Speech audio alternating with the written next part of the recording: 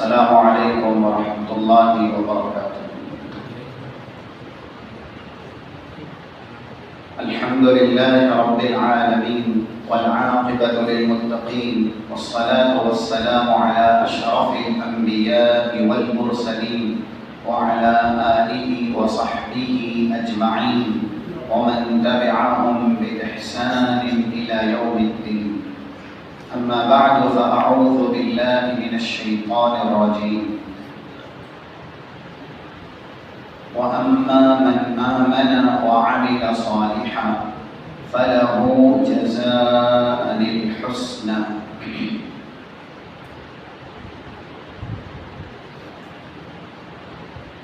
محفل سعید میں موجود نہایت ہی قابل احترام فاضل دوست شیخ بلال سلفی حفظہ اللہ، اسی طریقے سے قابل احترام باوقار سامعین اکرام، اسلامی بھائیوں، عزیز بچوں، نوجوان دوستوں، خطبہ رسولہ کے بعد ایک مشہور کلام مجید کی سورہ ہے سورۃ الکہف، اس کی ڈبل کے نمبر کی آیت کا ایک ٹکڑا تلاوت کیا گیا ہے۔ موضوع جیسا کہ ابھی آپ نے سنا، نبی اور صحابہ کے اخلاق اور ہم اور آپ کے اخلاق۔ یہ بات بارہا ہم سنتے رہتے ہیں کہ اللہ نے تمام تر یا زیادہ تر اپنی مخلوقات میں ہماری جنس یعنی نوع انسان کو، جسے بنی آدم کہا جاتا ہے، بہت مقام دیا ہے، بہت رتبہ دیا ہے، اور وہ مقام ہم اور آپ محسوس بھی کرتے ہیں، یا ایسے ہی وہ مقام کلام مجید کی آیات میں ہم سماعت بھی کرتے ہیں۔ ہماری جنس جن سے چلی یعنی ابو البشر حضرت آدم علیہ السلام، ان کی تخلیق رب العالمین نے اپنے ہاتھ سے کی۔ یہ کلام مجید کی آیت ہے، سورہ صاد کی 71 72 73، یہ 3 آیت ہے جس میں اس بات کا تذکرہ موجود ہے کہ اللہ کہتا ہے خلقت بیدی، میں نے آدم کو اپنے دونوں ہاتھوں سے پیدا کیا۔ ظاہر ہے رب العالمین اپنے ہاتھ سے اگر کوئی مخلوق بناتا ہے تو جیسے اللہ کی ذات بلند ہے، ہمارا ایمان ہے کہ اس کے ہاتھ ہیں، کیسے ہیں یہ اللہ ہی جانتا ہے۔ تو رب العالمین سے جڑی ہر چیز، کیونکہ ذات بہت اعلیٰ ہے، بہت ارفع ہے اور بہت ہی زیادہ بلند اور بالا ہے، اسی لیے چاہے اس کی صفات ہو یا اس کی طرف منسوب چیزیں ہوں، وہ بھی بہت زیادہ اعلیٰ ہو جاتی ہیں اور بہت زیادہ ارفع ہو جاتی ہیں۔ حضرت آدم کی تخلیق اللہ کے 2 ہاتھ سے ہوئی، یہ حضرت آدم کا مقام ہے۔ اور آگے پھر اللہ کہتا ہے کہ ہم نے 2 ہاتھ سے حضرت آدم کو بنایا، وَنَفَخْتُ فِيهِ مِن رُوحِي، میں نے اپنی روح، مفسرین نے کہا اللہ کا حکم، اللہ کا آرڈر، روح کا معنی حضرت آدم کے اندر ڈالی۔ پھر اس کے بعد یہ جو روح کا لفظ ہے اس کو بھی اللہ نے اپنی طرف منسوب کیا، فَنَفَخْتُ فِيهِ مِن رُوحِي، اپنی روح کو حضرت آدم کے اندر پھونک دیا، یعنی پیدائش کی شکل میں انہیں بنانا تھا، زندہ کرنا تھا، یہ اللہ کا حکم ہے، لیکن روح کی نسبت اللہ کی طرف ہوئی اس میں بھی حضرت آدم کا بہت بڑا مقام اور بہت بڑا رتبہ ہے۔ ایسے ہی جب حضرت آدم پیدا کر دیے گئے اس کے بعد ایک کرشمہ اور ہوا، اور وہ یہ تھا جیسا کہ اللہ کہتا ہے فَقَعُوا لَهُ سَاجِدِينَ فَسَجَدَ الْمَلَائِكَةُ كُلُّهُمْ أَجْمَعُونَ۔ یہ سورہ صاد کی آیت ہے جس کا ریفرنس دیا گیا۔ ہم نے فرشتوں سے کہا کہ اب اس بشر کے سامنے جسے ہم نے ہاتھوں سے بنایا ہے سجدہ کرو، اور کتنے فرشتوں نے سجدہ کیا؟ یہ دو جملے ہیں، کلہم اجمعون، سب کے سب، حضرت جبرائیل سمیت جتنے بھی فرشتے تھے سب نے حضرت آدم کے سامنے اللہ کے حکم سے سجدہ کیا۔ اس سے بڑھ کے کیا مقام ہو سکتا ہے؟ تو ہماری یہ نسل یعنی نسل انسانی جس سے چلی اس کا یہ مقام ہے، اور اس کے بعد ہمارے تعلق سے یعنی بنی آدم کے تعلق سے اللہ نے کیا کہا؟ 70 نمبر کی آیت کا ٹکڑا ہے سورہ اسراء کا، وَلَقَدْ كَرَّمْنَا بَنِي آدَمَ وَحَمَلْنَاهُمْ فِي الْبَرِّ وَالْبَحْرِ وَرَزَقْنَاهُمْ مِنَ الطَّيِّبَاتِ وَفَضَّلْنَاهُمْ عَلَى كَثِيرٍ مِّمَّنْ خَلَقْنَا تَفْضِيلًا۔ ہم نے پیدا کرنے کے اعتبار سے بہت سی مخلوقات پیدا کی، لیکن بحر و بر کی خشکی جہاں پر ہم رہتے ہیں نا اسے بر کہا گیا، اور سمندر اسے بحر کہا گیا۔ بحر و بر کی زیادہ تر اللہ کی مخلوقات پر، چاہے اس میں آپ چرند لیں، پرند لیں، حیوانات لیں، نباتات لیں، جمادات لیں، جو لیں، سب کے اوپر بنی آدم کو ہم نے تکریم دی، تشریف دی، قابل توقیر بنایا۔ اور آگے اللہ کہتا ہے وَفَضَّلْنَاهُمْ عَلَى كَثِيرٍ مِّمَّنْ خَلَقْنَا تَفْضِيلًا۔ بنی آدم کو ہم نے انہی تمام تر مخلوقات پر فضیلت یافتہ کیا، یعنی ان کو بلند کیا۔ اب سوال یہ ہے کہ جب ہم ہماری تخلیق کے بارے میں کلام مجید سے پوچھتے ہیں تو بھی ہمیں فضیلت کے الفاظ ملتے ہیں۔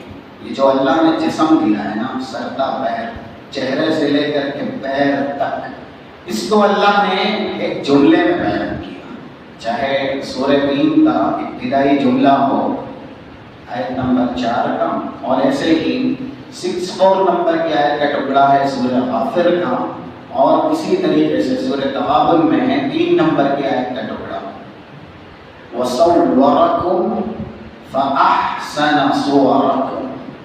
اللہ نے انسان کی تصویر بنائی، انسان کو اللہ نے شکل و صورت کے ڈھانچے میں قالب میں ڈھال دیا۔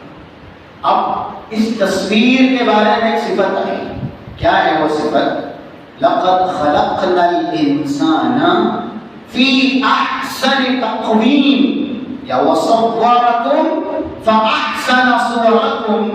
ہم نے تمہاری تصویر حسین سے حسین بنائی، خوبصورت سے خوبصورت بنائی۔ یہ جو جسم انسان کو اللہ نے دیا ہے اس کی خوبصورتی کا تذکرہ کلام مجید کے اندر موجود ہے۔ اب جیسے دنیا میں کسی چیز کی کوالٹی ہوتی ہے اس کی خوبی کی وجہ سے، یا ایسے ہی آپ کہہ لیں دنیا کے اندر جو چیزیں مقبول ہوتی ہیں تو اس کی قبولیت کی صفات ہوتی ہے۔ ہم اور آپ جسم کے اعتبار سے بہت حسین ہیں، ہم کو یہ حسن اگر باقی رکھنا ہے، حسین سے حسین بنے رہنا ہے، تو پھر اس سے بھی زیادہ جتنی ہماری تصویر کو اللہ نے حسین بنایا ہے، اس صورت کو حسین بنایا ہے، اس سے بھی زیادہ سیرت کو حسین کرنا ہو، اخلاق کو، کردار کو، عادات کو، روزمرہ کے معمولات کو ہمیں خوبصورت سے خوبصورت بنانا ہوگا، تب یہ حسن ہمارا برقرار رہے گا۔ اسی لیے آپ دیکھ لیں انسان جسمانی اعتبار سے احسن ہے، حسین سے حسین ہے، ایسے ہی جو شریعت اس کی ہدایت کے لیے آئی ہے اللہ نے اس کو بھی احسن کہا ہے. جیسا کہ 55 نمبر کی آیت کا ٹکڑا ہے سورہ زمر کا، وَاتَّبِعُوا أَحْسَنَ مَا أُنزِلَ إِلَيْكُمْ مِن رَّبِّكُمْ، لوگوں تمہارے رب کی طرف سے سب سے زیادہ حسین شریعت، سب سے خوبصورت شریعت جو نازل کی گئی ہے اس کی اتباع کرو. ہمارا جسم یہ احسن ہے، حسین سے حسین ہے. کردار حسین کیسے ہو، صورت حسین ہے، سیرت حسین کیسے ہو، اس کے لیے اللہ نے جو شریعت نازل کی ہے اس کو بھی کہا یہ حسین سے حسین ہے. اب جس ٹھکانے پر ہم اور آپ کو جانا ہے یہ ہماری دیرینہ خواہش ہے. ہم میں کا کون ایسا ہے جو جنت کا متمنی نہیں ہے؟ جنت یہ ہماری دیرینہ خواہش ہے. اللہم اجعلنا منہم، اللہ ہمیں جنتیوں میں سے بنائے. اب صورت کے ساتھ اگر اخلاق یعنی سیرت ہماری حسین ہوئی تو پھر ٹھکانہ بھی نتیجہ بھی ہمارا حسین سے حسین ہوگا. جنت کو اللہ نے کلام مجید میں ایک صفت کے ساتھ کئی جگہ پہ بیان کیا، اور وہ صفت ہے الحسنہ. کیا ہے؟ الحسنہ. آیت جو پڑھی گئی اس میں اللہ کہتا ہے سورہ کاف کی 1 نمبر کی، وَأَمَّا مَنْ آمَنَ وَعَمِلَ صَالِحًا فَلَهُ جَزَاءً الْحُسْنَى. جو آدمی دنیا میں ایمان لائے گا، ایمان کا ثبوت پیش کرے گا عمل صالح کر کے، تو اس کو بدلے میں ہم حسنہ دیں گے. حسنہ سب سے حسین جگہ، سب سے حسین ٹھکانہ یعنی جنت. اسی جگہ کہا گیا کلام مجید میں، یہ بھی جنت کی صفت ہی کے لیے استعمال ہوا. 26 نمبر کی آیت کا ٹکڑا سورہ یونس کا، للذین احسنوا الحسنى وزیادہ. جو لوگ دنیا میں اخلاق کو حسین بناتے ہیں ہم بدلے میں انہیں حسنہ ٹھکانہ عنایت کریں گے. جو لوگ دنیا میں اخلاق کو حسین بنا رہے ہیں ان کو بدلے میں کیا ملے گا؟ حسنہ ٹھکانہ ملے گا. 31 نمبر کی آیت کا ٹکڑا سورہ نجم کا، لِيَجْزِيَ الَّذِينَ أَسَاءُوا بِمَا عَمِلُوا وَيَجْزِيَ الَّذِينَ أَحْسَنُوا بِالْحُسْنَى. جو لوگ دنیا میں اخلاق کو، کردار کو حسین بنائیں گے انہی کا ٹھکانہ ہے کہ وہ حسین سے حسین ٹھکانے میں، حسین سے حسین جگہ میں داخل کیے جائیں گے، یعنی جنت یا جنت الفردوس میں. اب سوال یہ ہے کہ انسان دنیا میں اپنے اخلاق کو حسین کیسے بنائیں. دیکھیے ہم اور آپ دنیا میں پیدا کیے گئے، یہ ایمان ہے ہمارا، اور اس بات پر پختہ مستحکم عقیدہ رکھنا، اس کے لیے یہ حدیث جو صحیح بخاری میں آئی ہے، عبداللہ بن مسعود نے رسول اللہ کی ایک صفت بیان کی. 3208 نمبر کی حدیث ہے، کتاب بدء الخلق صحیح بخاری میں. رسول اللہ کے بارے میں عبداللہ بن مسعود کہتے ہیں، حدثنا رسول اللہ وهو الصادق المصدوق. ہم کو ایسے رسول نے یہ حدیث بیان کی ہے جن کی صفت کیا ہے؟ صادق اور مصدوق. روح زمین کے سب سے زیادہ سچ بولنے والے، اور جس کی تصدیق کی عدالت، جس کی تصدیق کی سرٹیفکیٹ آسمان سے، عرش سے اللہ نے نازل کی ہو، وہ ہے یہ ذات محمد رسول اللہ صلی اللہ علیہ وسلم. اس لیے جس کو اللہ نے کہا کہ یہ بالکل برحق ہیں، سچ ہیں، اور وہ سب سے زیادہ سچ بولنے والے ہیں، ہم یہ حدیث سنیں اور اس پر ایمان رکھیں. سنی ہے یہ حدیث ہم نے، ان احدکم یجمع فی بطن امہ، یجمع خلقہ فی بطن امہ 40 یوما، جب کوئی انسان والدہ کی رحم مدر میں، یعنی ابھی بالکل ابتدا ہے اس کی پیدائش یا اس کے والدہ کے رحم میں رہنے کا، تو 40 دن تک نطفہ رہتا ہے، پھر اس کے بعد 40 دن کے بعد یہ اسٹیج بدلتا ہے، خون کی شکل میں آتا ہے، گوشت کی شکل میں آتا ہے، 120 دن پورے ہو جاتے ہیں، پھر فَيَبْعَثُ اللَّهُ إِلَيْهِ مَلَكًا فَيُؤْمَرُ بِأَرْبَعِ كَلِمَاتٍ۔ 120 دن کا یہ جنین ہے، یعنی والدہ کے پیٹ میں ہے، اللہ روح پھونکنے سے پہلے فرشتے کو بھیجتا ہے اور اس کے لیے 4 چیزیں تقدیر کی قلم سے طے کرتا ہے۔ فَيُؤْمَرُ بِأَرْبَعِ كَلِمَاتٍ، کہا گیا اکتب رزقا وَأَجَلًا وَعَمَلًا او شقی وسعید، اس انسان کا رزق ابھی سے ہی طے کر دیا جائے۔ ابھی والدہ کے پیٹ میں 120 دن کے مرحلے میں ہے، روح پھونکی جا رہی ہے، تبھی کتنا رزق پائے گا زندگی میں یا والدہ کے پیٹ میں سب مقدر ہے۔ ایسے ہی عمل کیا کرے گا، عمل صالح کرے گا، عمل طالح کرے گا، نیکی کرے گا، بدی کرے گا، یہ تبھی لکھ دیا جاتا ہے، اور کتنا جیے گا یہ بھی لکھ دیا جاتا ہے۔ چوتھی چیز، جنتی ہوگا یا دوزخی ہوگا یہ بھی لکھ دیا جاتا ہے۔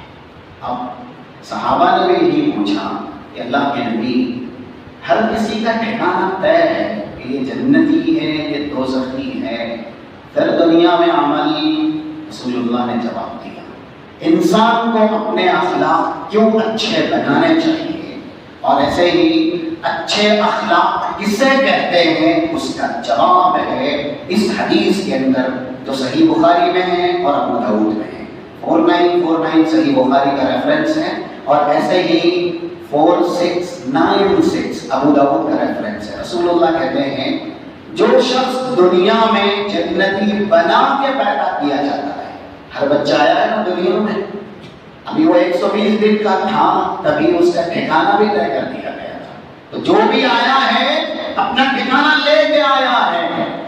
اب رسول اللہ کہہ رہے ہیں اما من کان من اہل السعادہ فیسرون لعمل اہل الجنہ، جو دنیا میں جنتی بنا کے پیدا کیا جاتا ہے اس کی پوری زندگی جنتی اعمال کرنے میں۔ کون سے ہیں جنتی اعمال؟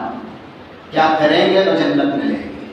یہ شریعت محمدیہ، یہ حسین ترین شریعت جو اللہ نے نازل کی ہے، اسے ہم اخلاق کا جامہ پہنائیں گے، اسے عمل کا جامہ پہنائیں گے، اپنی سیرت اس کے مطابق بنائیں گے، اپنا کردار اس کے آئینے میں سجائیں گے، تب رب العالمین ہمیں جنت دے گا۔ تو جو لوگ دنیا میں جنتی ٹھکانے پہ پیدا کیے جاتے ہیں ان کے لیے جنتی کام اللہ آسان سے آسان کرتا ہے، یعنی فجر کی بھی نماز ایک دن نہیں سال ہر سال پڑھنی ہو، اور وہ بھی کیسے؟ 241 یہ جامع ترمذی کا ریفرنس ہے، ایک فضیلت ہے اس کے اندر، من صلی للہ 40 یوما یدرک التکبیرۃ الاولی کانت لہ براءۃ، 40 دن تک 5 نمازیں تکبیر اولا کے ساتھ، تکبیر تحریمہ کے ساتھ جو آدمی پڑھتا ہے اس کو یہ 2 خوشخبریاں دی جاتی ہیں، کتبت لہ براءۃ، براءۃ من النفاق و براءۃ من النار۔ وہ دنیا میں جیے گا، کبھی بھی ایمان کے دائرے سے نہیں نکالا جائے گا، منافق نہیں بنایا جائے گا، مومن ہی رہے گا، ایمان کی اللہ حفاظت کرے گا۔ جب دنیا سے جائے گا تو دوزخ کا منہ نہیں دیکھے گا، جنت میں جائے گا۔ کیوں؟ دوزخ سے اللہ بچائے گا۔ یہ 40 دن تک جس نے بھی تکبیر اولیٰ کے ساتھ نماز پڑھی، لیکن جو دنیا میں جنتی بنا کے پیدا کیے جاتے ہیں نا، یہ صرف ہم اور آپ کا احتساب ہے۔ پہلے میں اپنے آپ کو شامل کرتا ہوں، آپ کے سامنے یہ بات رکھ رہا ہوں، تھوڑی دیر کے لیے اپنا احتساب کریں، اپنے آپ کو ایمان کے ترازوں میں تولیں۔ جو دنیا میں جنتی ٹھکانے پہ پیدا ہوا ہے، فجر کی باجماعت نماز 40 دن نہیں، 40 مہینے بھی اس کے لیے ویسے ہی ہے جیسے ایک دن ہے۔ ایک دن یعنی رمضان میں عموماً لوگ ماشاءاللہ سحری کر کے فجر کی نماز پڑھنے آ جاتے ہیں، ایک مہینہ پابندی بھی کرتے ہیں، لیکن جو دنیا میں جنتی ہے اس کے لیے یہ نماز سب سے بڑی مصروفیت ہے۔ وہ سب چھوڑ دے گا، نماز نہیں چھوڑے گا۔ وہ نیند کو بھی پائے تحقیر سے رون دے گا، نیند کو بھی نیلام کر دے گا۔ صحابہ نے جو جنتی تھے، کیونکہ ان کے جنتی ہونے کی کلام مجید کے حروف میں اللہ نے ضمانت نازل کی ہے، ایک جگہ نہیں کئی ایک جگہ ہے، وہ ہمارا ٹاپک نہیں ہے، اس لیے آپ 101، 102 اور 103 یہ سورہ نساء کی آیتیں ہیں۔ جنگ جاری ہے، دشمنوں کی طرف سے تیروں کی بوچھار ہے، جان جانے کا خطرہ ہے۔ ایسے سانحے میں، ایسے نازک ترین موڑ میں صحابہ نے جماعت کے ساتھ وقت میں نماز پڑھی ہے۔ ایک جماعت دشمن سے مقابلے کے لیے دشمن کے سامنے رہتی اور اسی میں سے ایک ٹولی رسول اللہ کی امامت میں نماز ادا کرتی۔ یا قرآن کریم کی آیت کا ترجمہ ہے اور اس کی تفسیر اذا كنت فيهم فأقمت لهم الصلاة فلتقم طائفة منهم معك وليأخذوا حذرهم وأسلحتهم۔ کہاں پڑھی نماز؟ جہاں پر جان جانے کا خطرہ ہے، کہیں سے بھی تیر آ سکتا ہے، کوئی بھی پیچھے سے وار کر سکتا ہے، تلوار کی نوک سے پورا جسم چھلنی کر سکتا ہے، لیکن وہ جنتی تھے تو انہوں نے جان کو داؤ پہ لگا کے بھی نماز کو وقت پہ ادا کیا۔ اب اس سے زیادہ نازک اور اس سے زیادہ سنگین کوئی پوزیشن یا دنیا کا کوئی موقع ہو سکتا ہے؟ ہم کہتے ہیں کہ دکان پہ جو سامان لینے آیا ہے وہ ہمیں باتوں میں، خریدی میں یا ایسے ہی بیع و شراء میں مشغول کیے ہوئے، یہ لانا ہے وہ لانا ہے، اس لیے بازار کی طرف چلے گئے، مہمان گھر میں آ گئے، اس لیے ان سے ترک کلام نہیں کر سکے، ان کی محفل چھوڑ نہیں سکے۔ ایسے ہی اور بھی یہاں گھومنے گئے، وہاں کی زینت بنے، یہاں کھانے گئے، وہاں کی زینت بنے۔ سب میں ہوتا کیا ہے؟ ایک انسان نماز چھوڑ دے۔ آج ہم اور آپ کی حالت سارے ایسے ہی ہے، اور جوتے چپل کے لیے بھی لوگ نماز چھوڑتے ہیں، اپنی خریدنے جائیں یا پھر گھر میں موجود خواتین کی خریدنے جائیں۔ جب بازار میں انسان جاتا ہے تو ایک نہیں کئی ایک نماز چھوٹتی ہے، تو جب جوتے چپل تک کے لیے بھی نماز چھوڑی جائے گی تو پھر کیا ایسی قوم کو جوتے نہیں مارے جائیں گے؟ ہم اور آپ ذلیل رسوا نہیں ہوں گے؟ کہنے والے نے صحیح کہا ہے، تھے اتنے عظیم تاج پیروں میں تھے۔ سنیے گا اسے، تھے اتنے عظیم تاج پیروں میں تھے، ہوئے اتنے ذلیل جوتوں میں آ گئے۔ صحابہ ہمارے اسلاف، انہوں نے دنیا کی بڑی سی بڑی حکومت کو پائے تحقیر سے روندا، کس لیے؟ محض اللہ کی خوشنودی کے لیے، اللہ کی رضا کے لیے۔ ان کے لیے کوئی سی بھی نعمت دنیا کی دین سے بڑی نہیں ہوتی تھی۔ آج ہم اور آپ یہ عذر لنگ پیش کرتے ہیں نا، لنگڑا عذر، کہ ہم یہاں گئے تھے، ہم یہاں مصروف تھے، وہاں بیزی تھے، اس لیے نماز وقت پہ ادا نہیں کر سکے۔ مطلب کیا ہے کہ نماز پڑھنا کوئی مصروفیت نہیں ہے، نماز پڑھنا کوئی ڈیوٹی نہیں ہے، ہم انسانوں کی ڈیوٹی کر رہے ہیں۔ اپنی خواہشات کی ڈیوٹی کرتے ہیں. نماز اللہ کی طرف سے ہمارا یہ ڈیوٹی ہے. اور پھر یہ دنیاوی مصروفیت محض تھوڑی دیر کے لیے جو بھی ہمیں لانا ہے یا کچھ بھی کرنا ہے، دنیاوی مصروفیت فوراً ختم ہو جائے گی. ہم اور آپ بھی چلے جائیں گے کبھی نہ کبھی.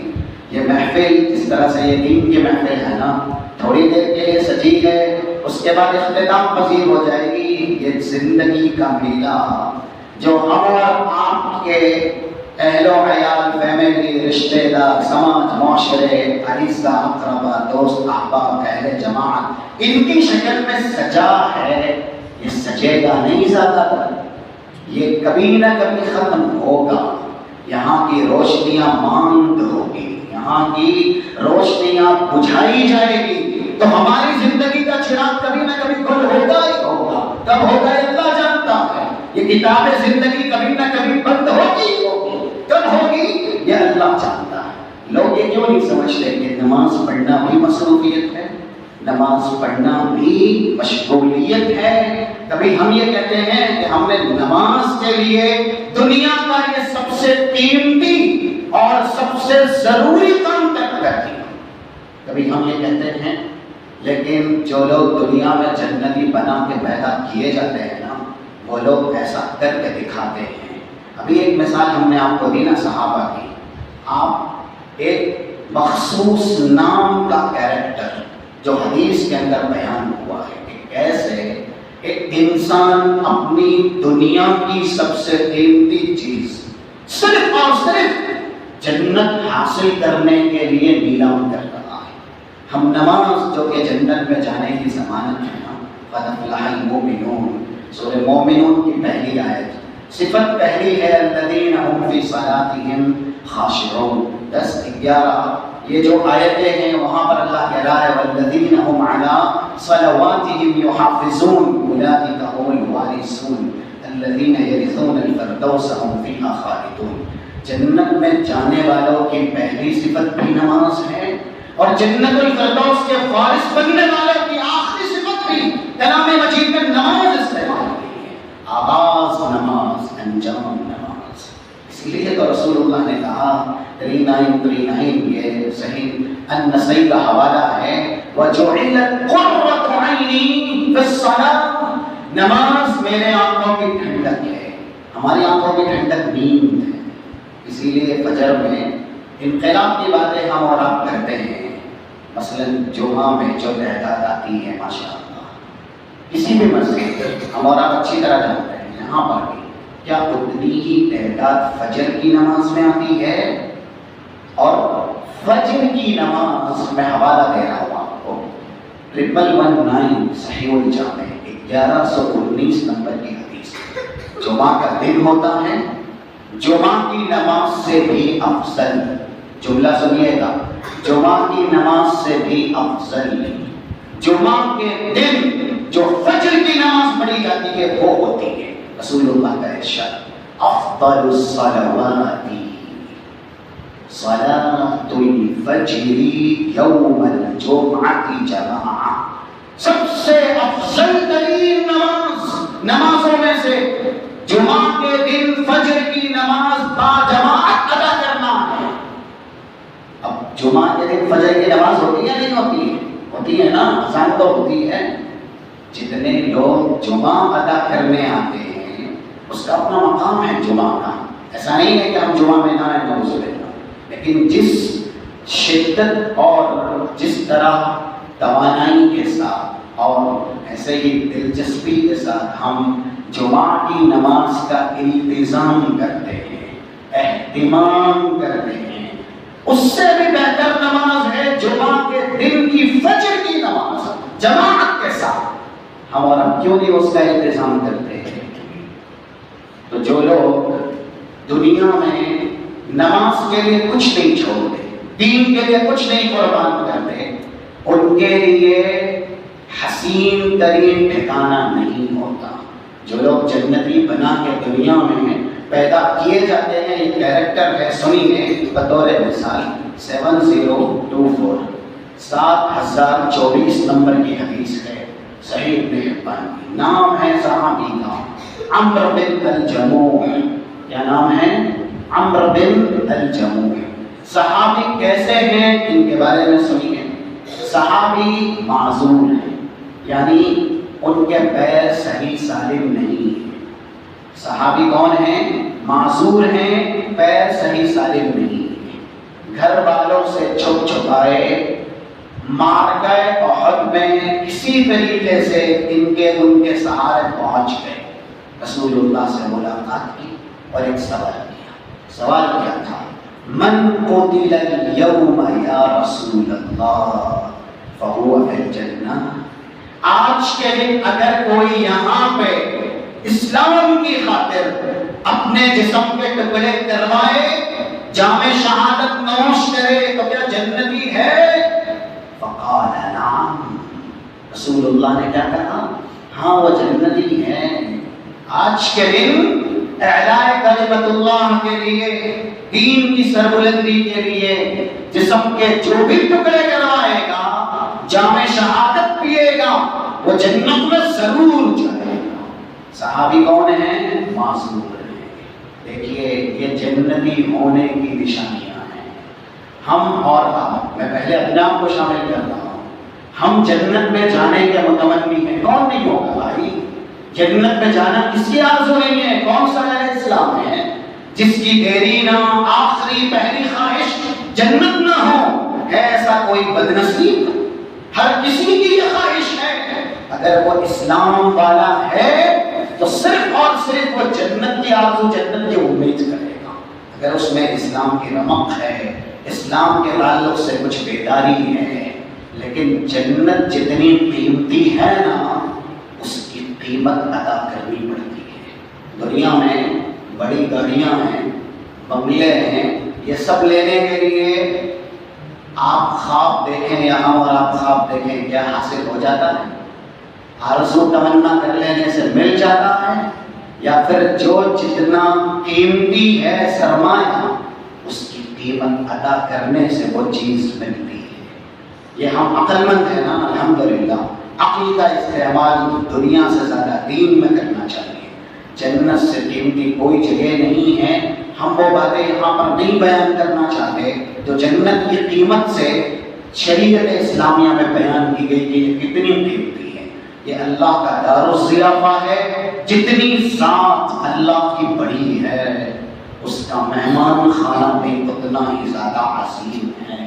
صرف یہ جملہ جنت کی اہمیت اور جنت کی قیمت پر دلالت کرے گا، نہیں تو بہت ریفرنس ہے اس تعلق سے. 1663 جو جامع ترمذی کا ہے، ایک موتی ڈائمنڈ جو شہید کے سر پہ تاج رکھا جائے گا، جنت کا تاج، پورا تاج نہیں، پورے موتی نہیں، ایک ڈائمنڈ. کیونکہ الفاظ ہے یہ الیاقوتۃ منہا خیر من الدنیا وما فیہا. وہ جنتی تاج کا ایک پتھر، ایک ڈائمنڈ اگر کسی کو خریدنا ہے قیمت لگائے. کتنی لگائے گا؟ پوری دنیا بیچ کے قیمت دے تو بھی وہ جنتی تاج کا ایک ڈائمنڈ خرید نہیں سکتا. بدلے میں پوری دنیا دے رہا ہے، تب بھی وہ ایک ڈائمنڈ کی قیمت نہیں ہو سکتا. یہ جنت ہے تو کیا اتنی بڑی جنت کسی کے لیے بھی ایسے ہی دے دی جائے گی، ایسے ہی مل جائے گی؟ قیمت ادا کرنی پڑتی ہے. صحابی نے جیسے ہی کہا رسول اللہ سے، آج کے دن جو یہ کارنامہ کرے کیا اسے جنت ملے گی؟ جنتی تھے وہ. اسی لیے گھرانے سے چھپ چھپا کے آئے تھے. بچے گھر سے نکلنے دیتے کیونکہ معذور تھے اور ان کے اوپر اسلامی نقطۂ نظر سے کوئی جہاد نہیں ہے. معذوروں پر کوئی جہاد نہیں ہے. یہ ساری وضاحتیں قرآن کریم ہی کے اندر موجود ہیں. چاہے آپ 9293 سورہ توبہ کی آیات لیں، لیس علی الضعفاء ولا علی المرضى ولا علی الذین لا یجدون ما عندهم حرج ولا علی الذین لا یجدون ما ينفقون اذا نصحوا لله ورسوله ما علی المحسنین من سبیل. نیت ان کی بہتر ہے لیکن جسم ان کا ساتھ نہیں دیتا. نام نفع کے ان کے پاس صلاحیت نہیں ہے، دور دراز سواری پر سوار ہو کے وہ جا نہیں سکتے، جہاد ضروری نہیں ہے۔ لیکن جنتی لوگوں کی دنیا کے اندر نشانیاں ہیں، علامتیں ہیں، اسی لیے وہ ایسا کر کے جاتے ہیں کہ ان کے تعلق سے کہنے والا کہتا ہے، سوچنے والا سوچتا ہے کہ ہاں یہ جنتی ہے۔ وہ صحابی میدان جہاد میں جاتے ہیں کیسے کیسے، احد میں، اور جب حضرت عمر دیکھتے ہیں تب کہتے ہیں آپ یہاں کیوں ہیں؟ کہا میں یہاں جام شہادت نوش کرنے آیا ہوں۔ حضرت عمر نے ایک جملہ کہا کہ آپ اپنی زبان سے وہ بات نہ کہیں جسے آپ پورا نہیں کر سکتے۔ ان کا جسم دیکھا اور کہا کہ آپ ایسا کیوں کہہ رہے ہیں کہ آپ شہید ہوں گے، آپ جسم کے ٹکڑے کروائیں گے، آپ معذور ہیں نا۔ رسول اللہ صلی اللہ علیہ وسلم نے جب یہ جملہ سنا کہ حضرت عمر انہیں کہہ رہے ہیں ایسی باتیں نہ کہیں، تو اللہ کے نبی نے ان کی فضیلت میں ایک جملہ کہا، یہ جنتی لوگوں کی فضیلت میں جملہ ہے، لو اقسم علی اللہ لابرہ، کیونکہ اسی میدان میں یہ معصور صحابی اللہ سے کہتے ہیں والذی نفسی بیدی، قسم ہے اس ذات کی جس کے ہاتھ میں میری جان ہے، لا ارجع الى اہلی ابدا، اللہ میں اپنے گھر کی طرف پلٹنا نہیں چاہتا، پھر سے گھرانے کی طرف جانا نہیں چاہتا، بل اقتل فی سبیلک، تیری راہ میں شہید ہونا چاہتا ہوں۔ بس یہ آرزو ہے، یہ سوال ہے، یہ دعا ہے تو قبول کر لے۔ تو رسول اللہ صلی اللہ علیہ وسلم نے کہا کچھ ایسے بھی ہوتے ہیں جب ان کی زبان چلتی ہے اپنے لیے، یعنی کچھ مانگنے کے لیے یا کسی کی دنیا اجاڑنے کے لیے، دعا کے لیے یا بد دعا کے لیے، تو وہ اللہ کے یہاں اس قدر مقبول ہوتے ہیں، زبان کا نکلا ہوا کوئی بھی جملہ چاہے کسی کی فلاح یابی کے لیے ہو یا کسی کی بربادی کے لیے ہو، اللہ رد نہیں کرتا۔ صحابی نے اپنی شہادت کا اللہ سے سوال کیا، اللہ یہیں پہ اس حال میں تیرے دربار میں آنا ہے، میں شہید ہونا چاہتا ہوں، مجھے شہیدین کی فہرست میں شامل کر لے، شہداء کے دائرے یا شہداء کی فہرست میں مجھے شامل کر لے، قبول کر لے۔ رسول اللہ صلی اللہ علیہ وسلم بعد میں لوگوں کو بیان کرتے ہیں کہ وہ انسان جس نے قسم کھائی تھی گھر نہیں جائے گا، اور اگرچہ جسمانی اعتبار سے وہ پہنچ نہیں سکتا تھا، لیکن اس کا ارادہ، حوصلہ اس کو پہنچا گیا۔ فدخل فی جنتہ بعرجتہ، لنگڑے پن کے باوجود، معصور ہونے کے باوجود یہ انسان جنت میں داخل کر دیا گیا۔ ایک مثال ہے کہ جو دنیا میں جنتی ٹھکانے پہ پیدا ہوتے ہیں نا، ان کے لیے جنتی کام آسان ہوتے، سچ بولنا۔ آج ہم اور آپ جھوٹ ایسا بولتے ہیں جیسے سچ بولنے کی فضیلت ہو، ہماری زبان سے جھوٹ پانی کی طرح بہتا ہے۔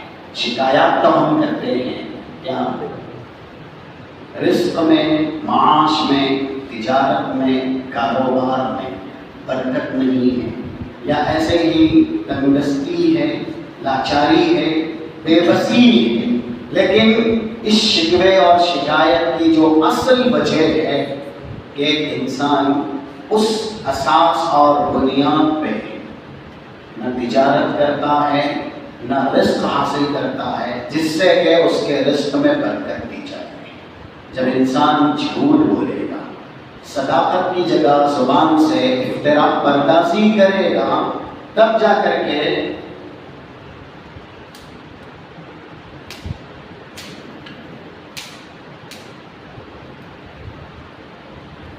جو شخص جیسے سچ بولنا چاہیے اگر ایسے ہی جھوٹ بولے تو کیا اس کی تجارت میں برکت ہوگی؟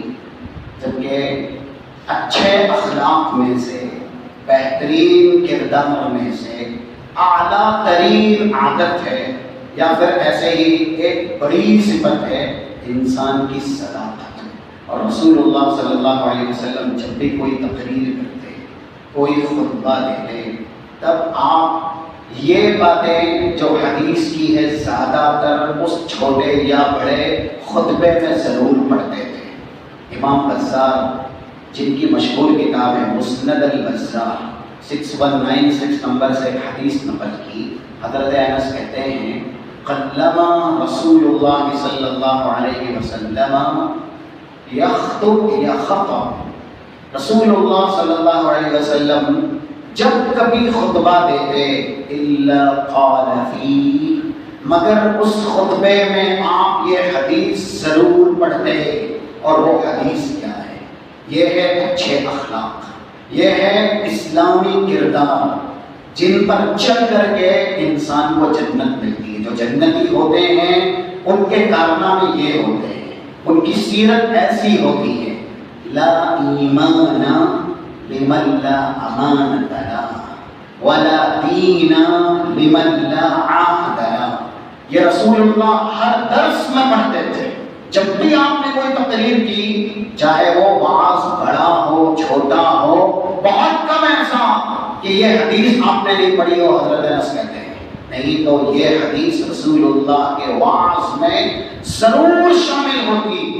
اور اس حدیث کا لبے لباب کیا ہے؟ آج ہم میں جو نہیں ہے نا، وہی اس حدیث کے اندر بیان ہے.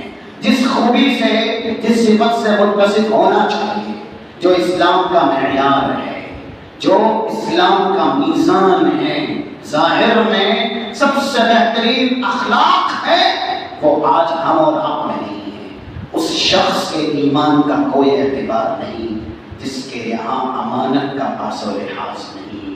اس شخص کے دین کا کوئی اعتبار نہیں جس کے یہاں ایفائے عہد کا کوئی پاس اور لحاظ نہیں. جو آدمی وعدہ کر کے پورا نہ کرے، امانت دی جائے امانت کو ہو بہو ادا نہ کرے، ایسے شخص کا نہ ایمان معتبر ہے نہ دین معتبر ہے. اب آپ بتائیے امانت کیا ہے، وفائے عہد کیا ہے، ایفائے وعد کیا ہے؟